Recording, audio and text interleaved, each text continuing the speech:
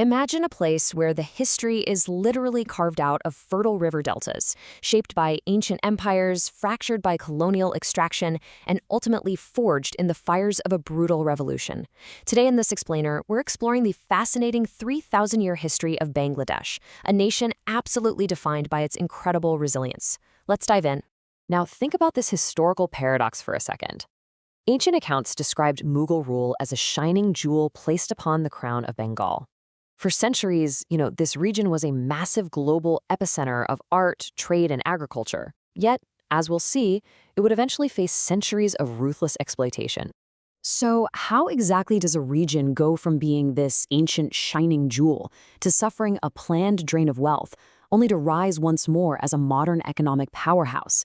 Well, here's our roadmap for today. We'll cover ancient wealth and empires, the impact of colonial rule, the fight for language, the 1971 Liberation War, modern challenges and growth, and finally, a rich cultural heritage. All right, let's jump right into Section 1, Ancient Wealth and Empires, from the Stone Age to the Golden Delta. Archaeological evidence actually shows this wasn't just some quiet agricultural backwater. No way. It was a thriving, deeply connected trade hub. Sites like Wari Bateshwar reveal that as far back as 3500 BC, this area was a critical artery. It connected the Ganges Valley straight to Eastern Asia, exchanging copper coins, terracotta, and of course, ideas.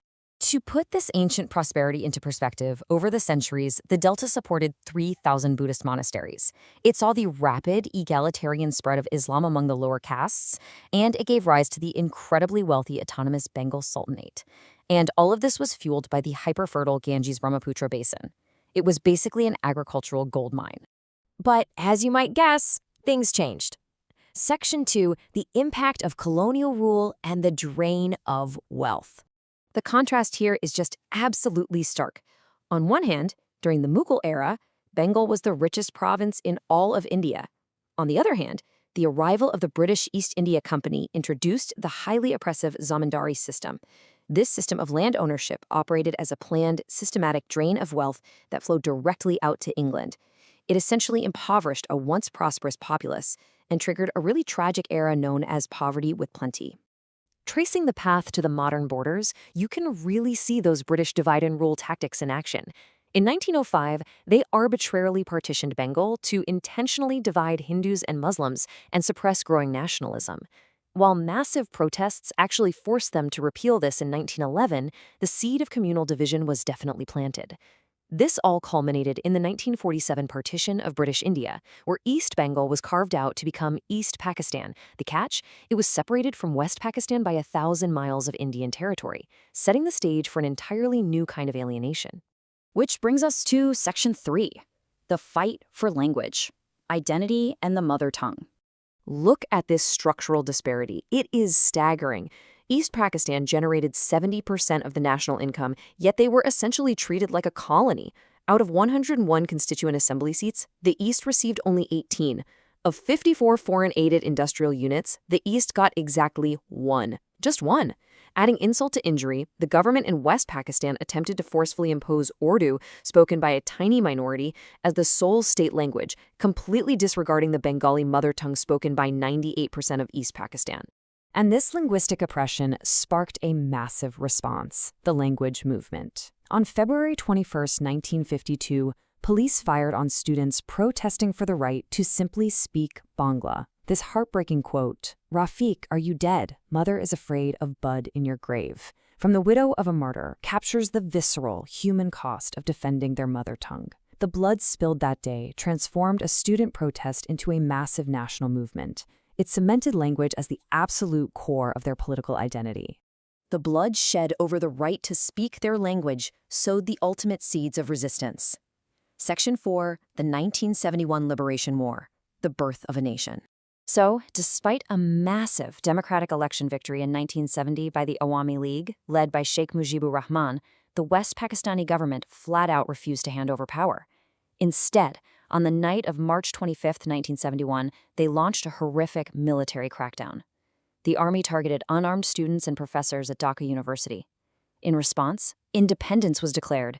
Everyday citizens formed the Mukti Bahani, a localized guerrilla force, to fight for their very survival amid a brutal campaign that saw extreme civilian casualties and a massive refugee crisis. 16. That number represents December 16, 1971. After 9 agonizing months of guerrilla warfare and the sacrifice of countless lives, this was the day victory was finally achieved and the independent nation of Bangladesh was officially born. But, achieving sovereignty was really just the beginning of the story. Section 5, Modern Challenges and Growth, the Modern Paradox.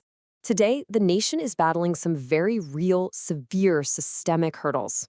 Politically, the country has navigated deep instability, characterized by bitter rivalries between major parties, controversies over caretaker governments, and allegations of democratic backsliding. Socioeconomically, they face the tough reality of 60 million people living below the poverty line. And environmentally, the threats are literally existential. We're talking extreme flooding, typhoons, and the devastating pollution of crucial riverways in Dhaka. Yet right in the middle of these immense struggles, the economy has done something incredible. It pivoted. Today, the ready-made garments industry drives an astounding 80% of Bangladesh's total exports. What was once an almost entirely agrarian economy has rapidly industrialized over just a few decades. It directly employs millions and has completely altered the nation's trajectory.